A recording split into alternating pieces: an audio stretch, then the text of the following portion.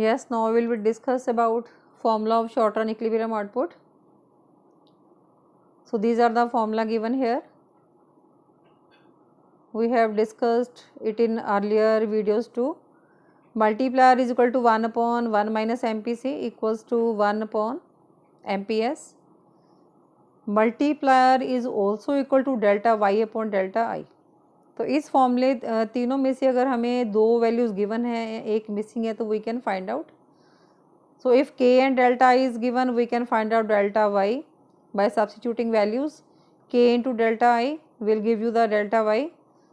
We can also find out delta I. Delta I will be equal to delta y upon delta k. ये formula यहीं से निकल आएगा आपका. अब कोई भी third value, two values given है, you can find out any third value.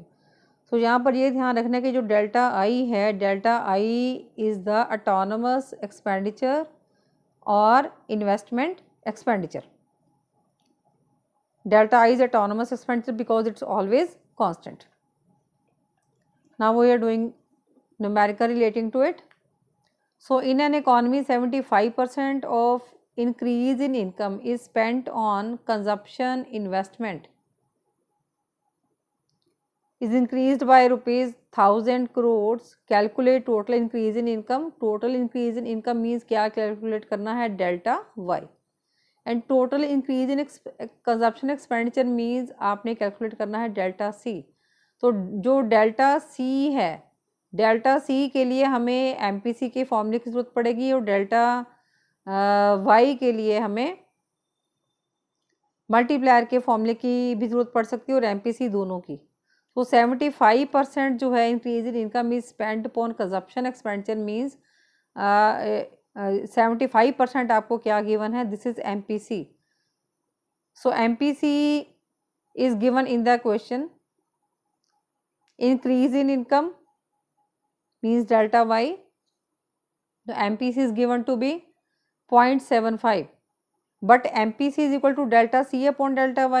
So delta C upon delta y will be equal to 0.75, that means 75 upon 100. Then K means multiplier equal to 1 upon 1 minus MPC.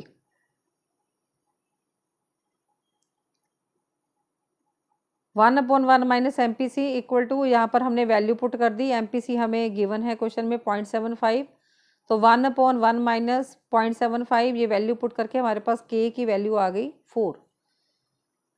Now we know that K is equal to delta y upon delta I. और अब हमने question में निकालना है increase in income means delta y. तो delta y we can find out, delta y will be equal to, delta i को हम इस साइड ले जाएंगे, k इंटू डेल्टा i. अब हमें k भी हमने निकाल लिया 4.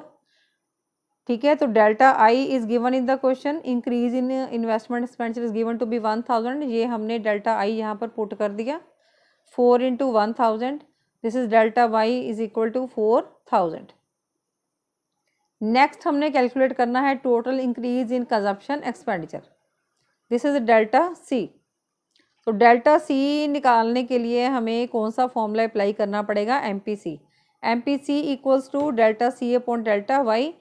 MPC हमें क्वेश्चन में गिवन ही है 0.75 equal to delta C upon delta Y. And delta Y हमने ये फाइंड आउट कर लिया 4000. ये हमने वैल्यू इसमें पुट कर दी. तो ये दो वैल्यूज़ हमें गिवन है. Third we can find out delta C is equal to 4000 multiplied by 0.75, it comes to be 3000. अब एक और डिफरेंट क्वेश्चन हम इसका कर रहे हैं. If autonomous expenditure by government increases by ₹5000, find out increase in equilibrium GDP when half of income is always spent on the purchase of goods for consumption. ध्यान से समझेंगे इसको.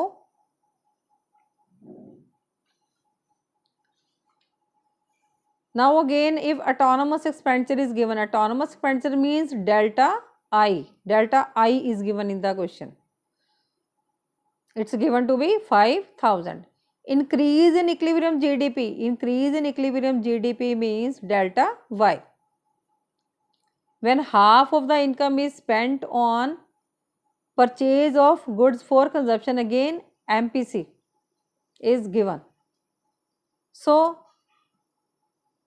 ऑटोनोमस एक्सपेंडिचर का फॉर्मूला किसके अंदर आता है, के के अंदर, के के अंदर आता है हमारा delta I. So K is equal to delta Y upon delta I. के दो फॉर्मूले हैं, दोनों ही हमने यहाँ पे अप्लाई कर दिए. K is equal to 1/1 minus MPC, क्योंकि एमपीसी के बारे में क्वेश्चन में बोला हुआ है.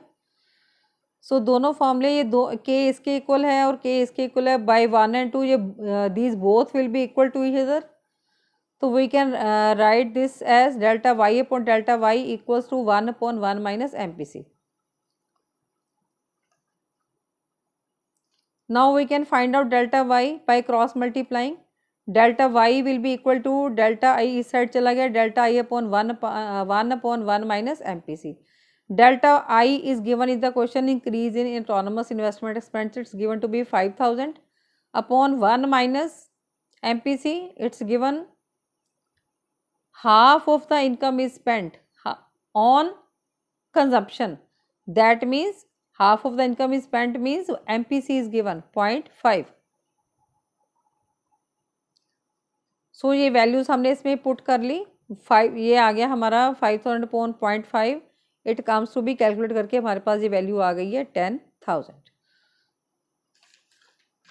Now next numerical, find incremental investment. Again incremental investment means delta I.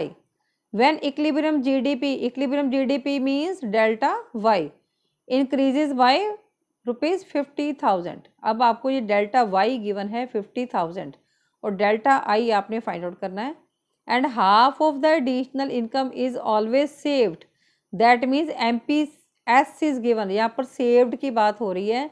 Last question में इस जगह पे कंज्यूम्ड लिखा था तो हमने एमपीसी यूज किया था. अगर सेव्ड आ जाए तो दिस इज एमपीएस. नाउ अब क्वेश्चन के अकॉर्डिंगली हमने लिख लिया incremental investment means delta I. Equilibrium GDP means delta Y is given to be 50,000. Half of additional income is saved means MPS is given to be 1/2, that means 0.5. MPS equal to delta S upon delta Y equal to delta S is 25,000 and delta Y is 50,000 is equal to 0.5. Delta Y आपको given है 50,000.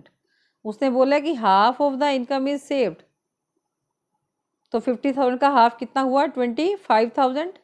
और वैसे भी question में 0.5 हमें दिया ही हुआ है MPS. दिस इज, तो इसके अकॉर्डिंग हमारे पास delta S upon delta Y ये पुट हो गया.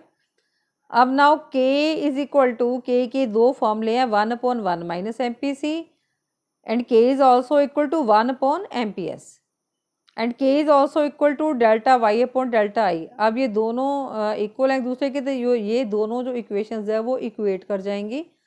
सो 1/1 MPS will be equal to delta Y upon delta I. So 1 MPS is given in the question 0.5, delta Y is given 50,000, delta I we can find out by this, putting this value 50,000 upon 0.5, this will come equal to 25,000.